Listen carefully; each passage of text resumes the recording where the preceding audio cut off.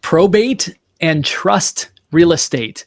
There's opportunities here to not only serve clients during challenging and important life events, but there's also a great opportunity for you as a real estate agent to tap into an incredible referral source.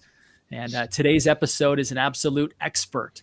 He's out of the Los Angeles market. He's going to walk us through how he has really gone deep on this particular type of real estate. He's mastered it, and he's going to share with us how he's done that today.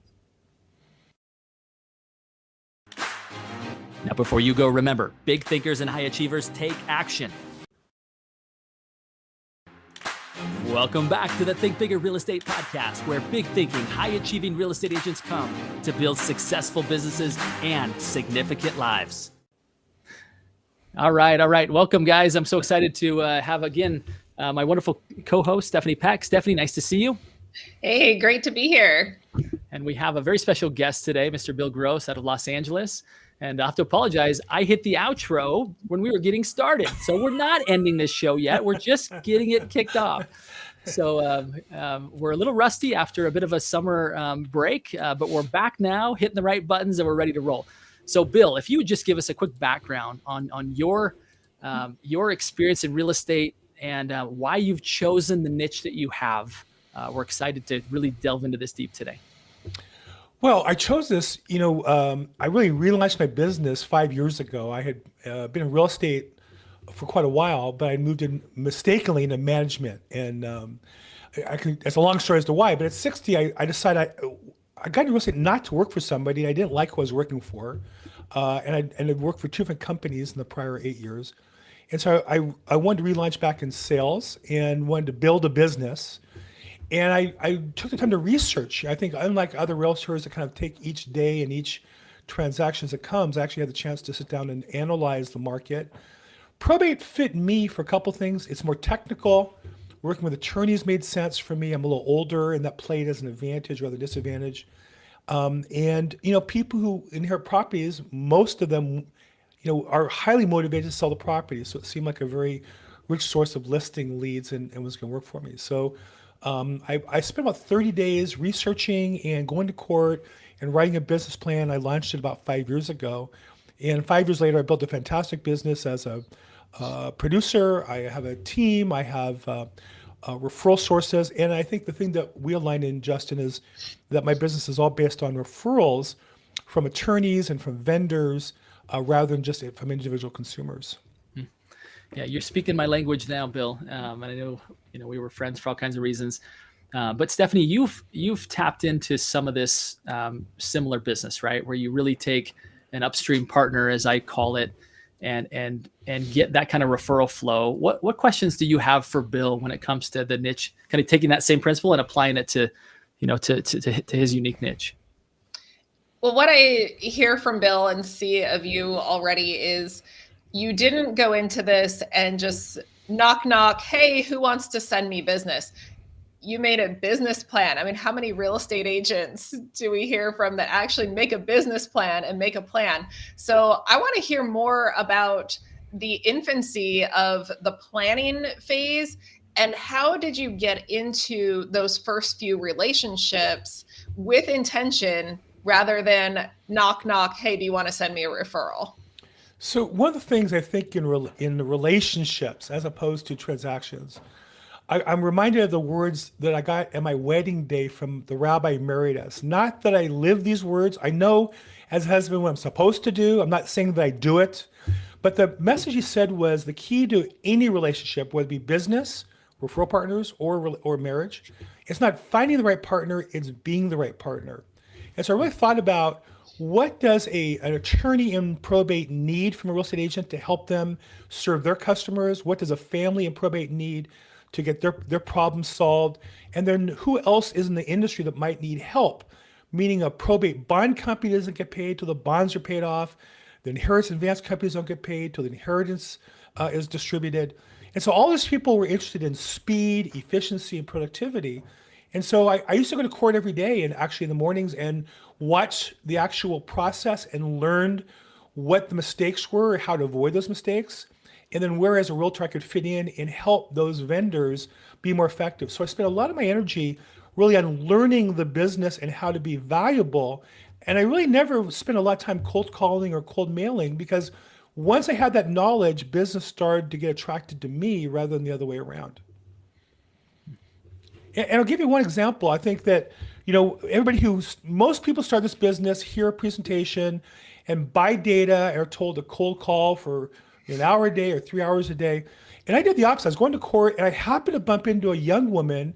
My wife and I had met at a social dinner, and we had known her mother. And it turns out that her father passed away, and she had an estate. She had about 10 properties.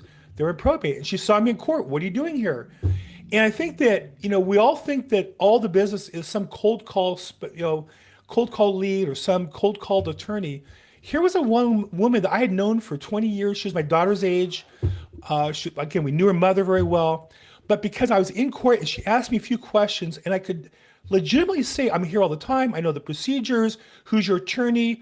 I don't recognize the name. Maybe I can do some research for you. Next thing you know, I'm helping her understand why she's failing in her probate experience, and offer a couple of suggestions to help her move forward. And next thing you know, I have, I think $8 or $10 million worth of listings because I was there in the right place at the right time with the right knowledge. What I love about this, Stephanie and I talk about this as well, is that in order to attract the right people into our lives, right, we need to be attractive, right? Meaning we need to actually have something of value to offer people. And I love, Bill, how you actually paid the price, right?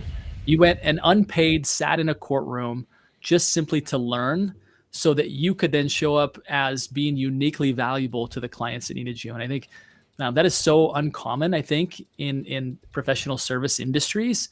I would say, especially in real estate, that if anybody here is listening saying, you know what, I have a niche that I really want to explore, whether it be probate and trust real estate or whether it be some other, getting uniquely knowledgeable is a great path to go, right? Would you agree with that, Stephanie? Yeah, absolutely. Gosh, I'm amazed that you took the time to do that. So many people don't take the time, but we could apply that to so many different places of where can I be to learn what the need is, and then how do I make a plan to fulfill that need. And another thing that I heard you say is I was in the right place at the right time. I know that sometimes we can tend to say, oh, I just got lucky. There was no luck involved. You placed yourself there consistently for that time to show up. I mean, we can put that in simple terms of real estate agents can all relate to the open house. Well, I was in the right place at the right time. Somebody walked in and wanted to buy this $1 million property and have me sell their other $1 million property. How many open houses did you have to do to be there at that right time? And that's exactly the method that you put into place, just in a different scenario, in a different place than an open house. I love that. One of my coaches on referrals is Joel Epstein. He'd be a good person for your podcast. I think you guys have a lot of common values. And he has this phrase, which is, how do you get hit by a car? You stand in traffic. And so literally this woman who I met in LA probate court, there's the second floor alley or second floor corridor where there's about 6 probate court departments.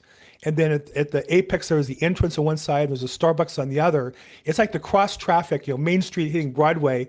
And I would get there, court started at 8:30, I'd get there at 8:15. I'm in a suit. I have the same briefcase that many attorneys carry. I look like an attorney, and I was right there, and she happened to walk right by me. And so, how did I get hit by a car? I stood right in traffic. And so I was ready. I knew the information. I knew how to be of value to her. And then I put myself in that position. But you're right. It is about putting yourself in those positions. Well, the part that I love about that is, to look the part, right? Really ask yourself, what would a real estate agent who specializes in this type of real estate, what would they look like? How would they show up? They probably wouldn't be flying in, by the seat of their pants late, right? No. They wouldn't show up with a hat on backwards. Like, there's a certain level of standard that each industry carries. And if you're not willing to do that, then let's not kid yourself that you're probably not going to be successful in that. And the other part that Stephanie highlighted already is that you went in to not figure out how can I get business from this, but how can I learn to be valuable to the people that are going through this? To me, that's a gem right there. Is it in anything? If we come in with a mentality of what can I do to get value out of this versus what can I do to come in and be able to be valuable and give value to people, it's going to come back in with a much greater return than if you come in with your hand out. And it goes back to when I started and did research, one of the coaches in the probate space said, go one day to the court. And I went there and I realized there was so much going on. There's so much to learn as far as the research room and the bulletin board had different classes about probate that was related. Now, LA is a huge court compared to most, but still in smaller venues, go and see who the judge is. They'll introduce themselves to you. Go, where do you get a cup of coffee? Where do you park? And so when I have customers that come in, I can tell them, we can park here, I'll meet you there, I'll get you a cup of coffee. It makes the experience totally different. How do you comport yourself in front of judges? In LA, you would wear a suit, coat and tie, dark suit, white shirt, silk tie. When you address the judge, Your Honor, yes, Your Honor, no. Maybe that's different in smaller, more, less metro venues, but learn your court's procedures, learn your judge's methodologies. How do they want to be addressed? And then you have a value that you bring to your attorneys, because they're nervous too. Most attorneys, here's one thing I learned in probate.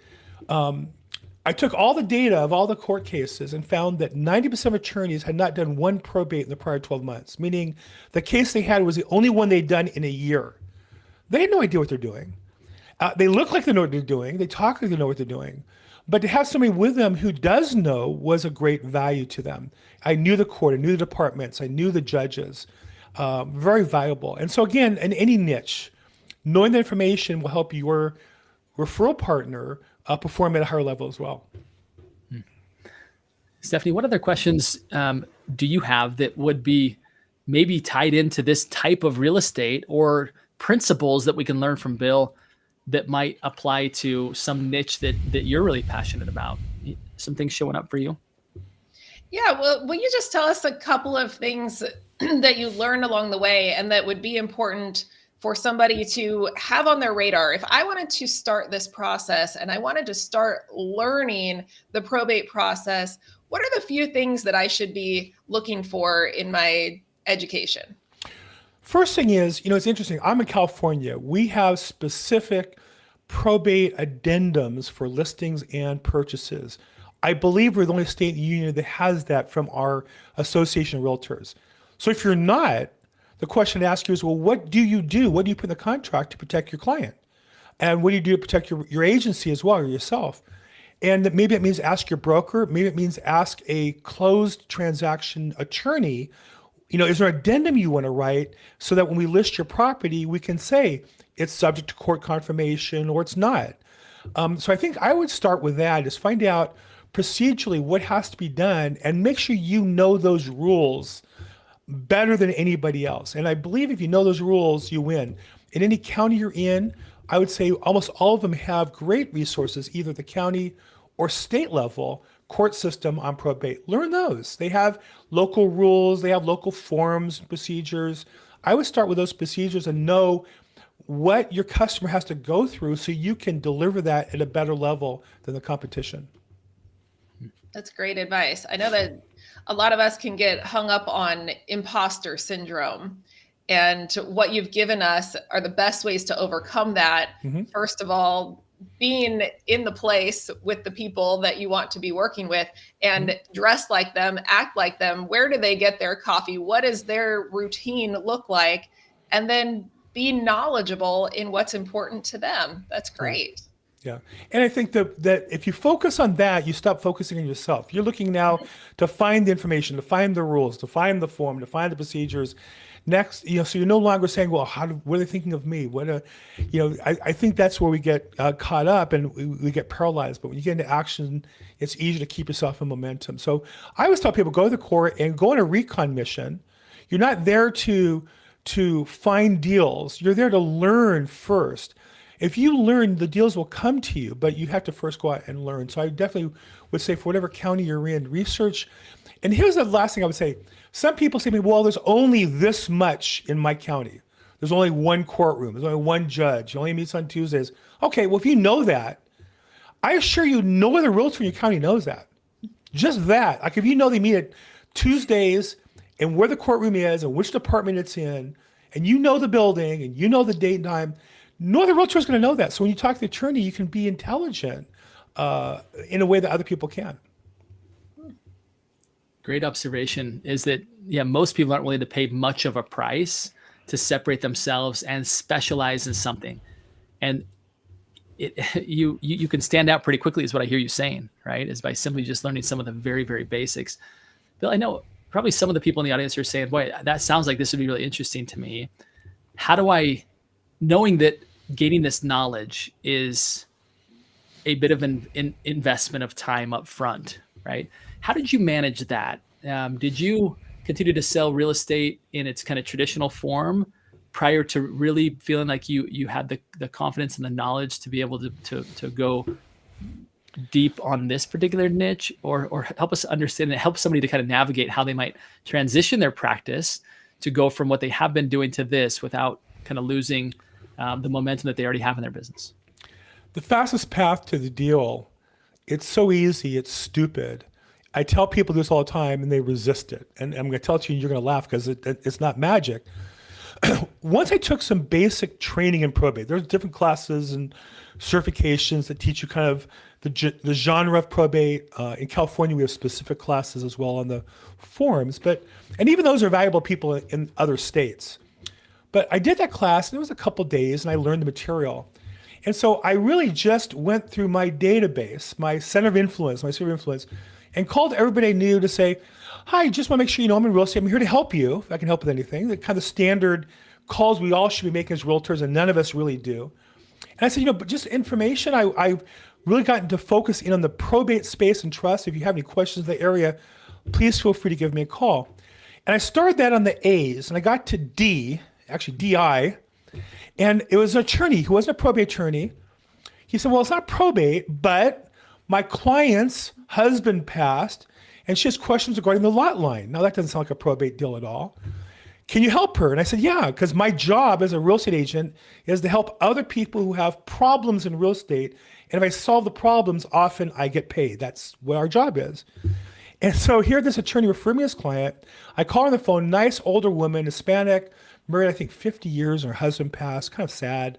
He manages 6-unit apartment building. She's asking me these questions. She says to me, can you come here and take a look at it? I mean, I'm not a lot line expert, but she was a nice older woman. Sure, I drive out there, about an hour drive. We walk around the property. And at the end of the walk, she turns to me and says, can you just sell this for me? That was my first listing presentation. I said, sure, why not? And so I sold this 6-unit, and it wasn't a probate. It was in a trust. And then when I delivered her proceeds check to her about 2 months later, and she started crying. It was so much money. She said, I always wanted to move to Arizona to be with my sister. Can you sell my residence? And again, my tried and true listing presentation was, sure, why not? So just by calling my database and offering to help regarding probate, I had those 2 deals plus others. So I think what I would say to anybody is the fastest deals for probate are already in your database. It's your client who their cousin's father passed away and they don't know what to do. They don't know where to start. And if you're offering to help people, there's plenty of people with problems that would love to lean on you and ask you questions regarding real estate. And if you become the answer person, there'll be enough deals in there. Now, 9 in 10 phone calls are not fruitful, but about 1 in 10 end up being some sort of a lead to a listing of some sort. So I would definitely urge everybody, learn something of value and then share that with your current database rather than buy some cold call list of strangers. It just doesn't make any sense to me. And so much of the business I've done in the last 5 years has been related to somebody I knew already. Maybe I never would have thought they would use me as a realtor, but they had a probate problem and we talked about it and it turned into, in a couple of cases, some big estates. Fascinating, isn't it? It was, just like you said, way more simple than we thought it was going to be. Is that learn a little bit, right? You don't have to be an expert. And I would say that I have met maybe more than they care to admit of real estate agents who feel like they have to know everything before they do anything, right? And what you just told us right there is that you need to know something, In other words, be one chapter ahead of the general public, which will There you probably go. take you about 30 minutes. There you go. And then call your database to say, can I answer any questions on this? I specialize in this, or I have some information. I know that with our current demographics, people are having questions about this with their parents, et cetera.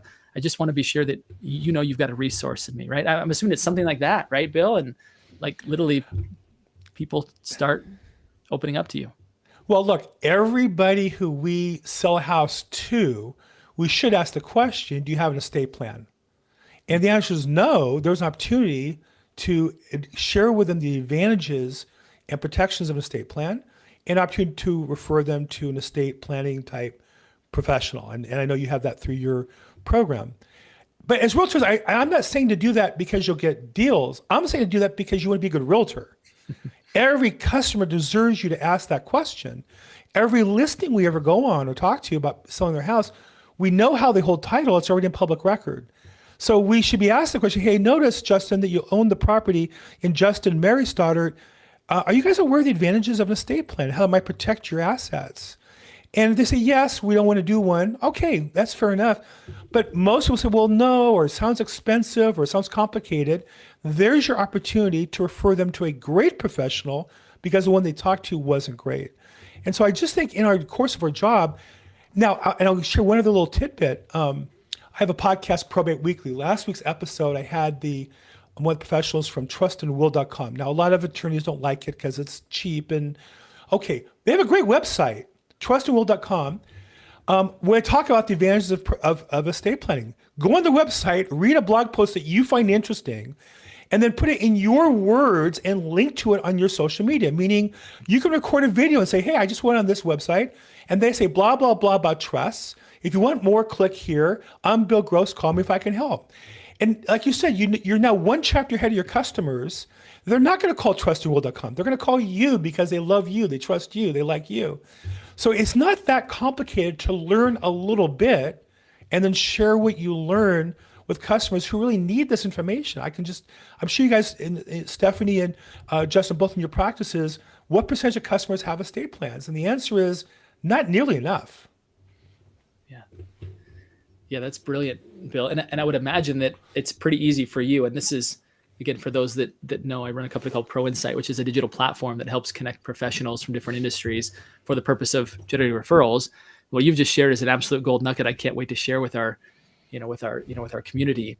And the part that I think is interesting that I would imagine you've also honed as well is this concept of having great estate attorneys, so that when people say, we've been needing one, I've got some. If you don't have anybody, I'm happy to recommend somebody who I know has served other clients of mine well, right? And when you start to open that door for people, it doesn't take long for a good estate attorney who's hungry to keep growing to want to find a way to reciprocate in return, right? When they're meeting with people, to say, do you already have a real estate agent who's, that is an expert in this type of real estate, that at least you could meet with, even if it's as a second opinion. Right. Have you tapped into that, Bill? Have you created a referral flow out of kind of that type of relationship?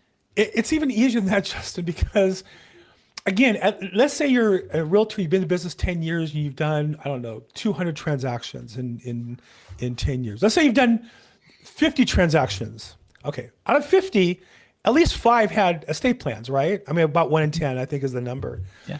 Why not call those people and say, hey, I noticed, Justin, that when we sold your house, you had an estate plan. You bought it in the name of the Justin and Mary Family Trust. I'm curious, who was your estate planning attorney and how happy were you with them? Would you recommend them to my other clients? And they're either going to say, yes, the attorney is the greatest. We love him. We love her. Here's their name. Here's their number. Call them. They'll help you. Or now you have a great referral source to call up that person. Or they'll say, no, we hated him or her. And now you can refer them, because they need to review the plan every 5 or 10 years, you can refer them to somebody else because they already know they need an estate plan. They just need to make sure it gets updated because they have a kid, they whatever happened in their life, divorce or whatever. So I think we have it with it. It's like, we're all kind of like Dorothy and Wizard of Oz. We have the shoes all along. We just think it's some magic trick outside of us. And so to your point, I would say, yeah, of course, call your customers. Find attorneys who can help service your customers, or join a network like Pro Insight or related that have a group of people you can refer to, but also make sure you dig into the people you have already, because they either need referred out to somebody else, or their attorney would love to hear from you and get more referrals. And they already know and like your client, they're probably more likely to know and like you. It just makes sense already in your network. Love it. So good. Bill, so good. Stephanie, any final words before we wrap up here today? I think I know exactly what my calls are going to be this week. Thank you, Bill. It's so easy. We already have all of this business at our fingertips and we just don't realize it. We just need to know the right questions to ask and understand the value that we can bring to people. They need this. That's the exciting part, is we know that there are people that we've already served in our database, in our friend group, that need information that we have access to. Yeah, and I promise, all agents are struggling that ever deal with buyers, and I'm mostly listings, but occasionally I get investors who want to see property. We all struggle with how do we create value as the buyer's agent now. We have to, at least in California, discuss ahead of time, have them sign a contract with our commission identified. Well, how do I create value versus Zillow or Redfin or 50 other agents who will do it for free? One answer is, well, I noticed, Stephanie, as we're shopping for houses, do you guys have an estate plan? Because we make offers, we want to make sure we put it in the right name up front, or at least know we're going to do that. Do you have it together? Do you have the documents? I'm sure you know other agents even bringing that up. And so when they compare you to that other agent, who's more professional, that's one more point on your side that you can bring. And again, I'm not saying do it to ingratiate them to you. I'm saying do it because be a great realtor. And if you're a great realtor, the business will come to you. Mm-hmm. Bill, you are an expert, my friend. Can you please tell the audience today where they can go to get more of the gems that you're sharing? Because I know you do a regular podcast, you do a regular newsletter. Where's the best place they can go to get that? Sure. Well, Bill, my focus is probate. So BillGrossProbate.com, BillGrossProbate.com, or at BillGrossProbate on social media. You'll find me on all the social channels. YouTube is my primary channel, and I have a podcast called ProbateWeekly.com, and you can go there and sign up for current episodes, see the past episodes and such. Awesome. Bill, such a pleasure. Always very grateful for what you've shared with us today. Really opened our eyes, and I'm sure the eyes of everybody listening in. So appreciate it. And my final request of everybody listening are these 3 simple words, and they are go think bigger. Bill, thanks for helping expand our thinking today. We appreciate you. Thanks so much. It was a pleasure. Now, before you go, remember, big thinkers and high achievers take action. Here's one way to do this. Find me on social media and send me in a direct message one aha that you're going to take